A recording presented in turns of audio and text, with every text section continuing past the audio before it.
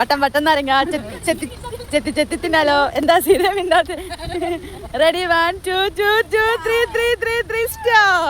ഇന്ന് കുട്ടികൾക്കും മുതിർന്നവർക്കും ഒരുപോലെ ഇഷ്ടാവുന്ന ഒരു സ്ഥലത്തേക്കാണ് പോകുന്നത്.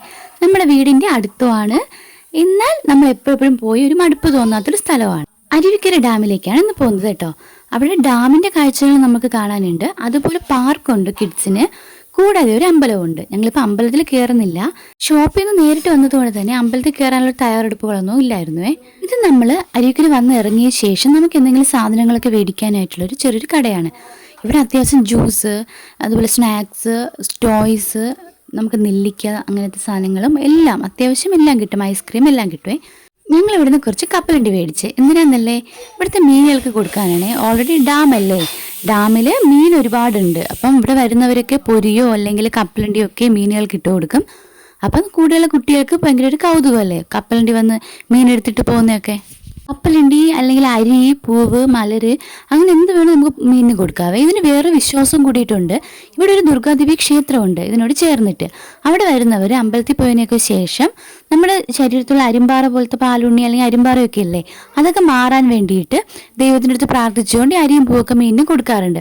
അപ്പോൾ എല്ലാവരുടെയും വിശ്വാസം എന്ന് വെച്ചാൽ അപ്പോഴത്തേക്ക് നമ്മുടെ മേത്തുള്ള ഈ അരിമ്പാറയൊക്കെ പോകുന്നതാണ്.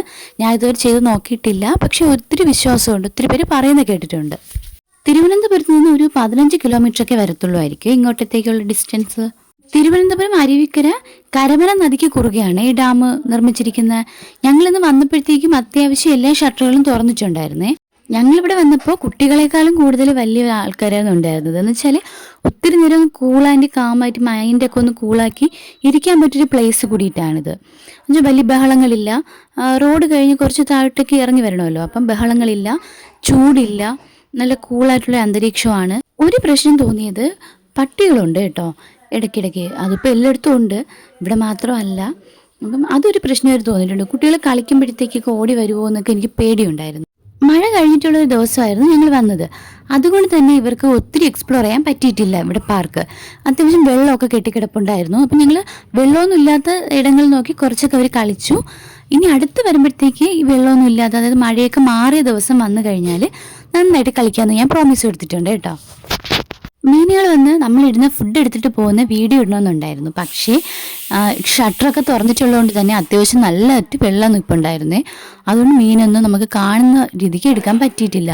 എന്നാൽ ഷട്ടർ അധികം തുറക്കാത്ത സമയങ്ങളിൽ വന്നാൽ നമ്മൾ ഫുഡ് ഇടുമ്പോഴത്തേക്ക് മീൻ വന്ന് എടുക്കുന്നതൊക്കെ ഇവർക്ക് കാണാൻ പറ്റും. ഇവിടെ വന്നിട്ട് ഏറ്റവും ഇഷ്ടപ്പെട്ട റൈഡ് ഇതാണ് കേട്ടോ രണ്ടുപേർക്കും.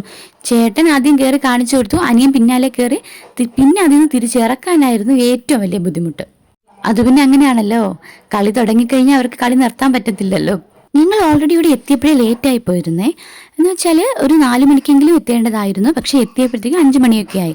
അതുകൊണ്ട് തന്നെ നമുക്ക് അധികം സമയം നമുക്ക് ഇവിടെ സ്പെൻഡ് ചെയ്യാൻ കിട്ടിയില്ല. രാത്രിയായി തുടങ്ങിയപ്പോൾ ഞങ്ങൾ തിരിച്ച് വീട്ടിലേക്ക് പുറപ്പെട്ടു. പക്ഷേ കുട്ടികളെ സംബന്ധിച്ചിടത്തോളം കളിയിൽ മാത്രം തീർന്നില്ലല്ലോ. ഇനി ഐസ്ക്രീം മേടിക്കണമെന്നുള്ളൊരു പ്രോമിസ് ഉണ്ട്. അപ്പം കുഞ്ഞയും ആര്യനും അക്കൂസും കൂടിയിട്ട് ഐസ്ക്രീം മേടിക്കാനൊക്കെ പോയി. അതൊക്കെ കഴിച്ച് അവിടെ നിന്ന് ഇറങ്ങി. നിങ്ങളിവിടെ വന്നിട്ടുണ്ടായിരുന്നു? ആരൊക്കെ വന്നിട്ടുണ്ട് ഈ അരുവിക്കര പാർക്കിൽ?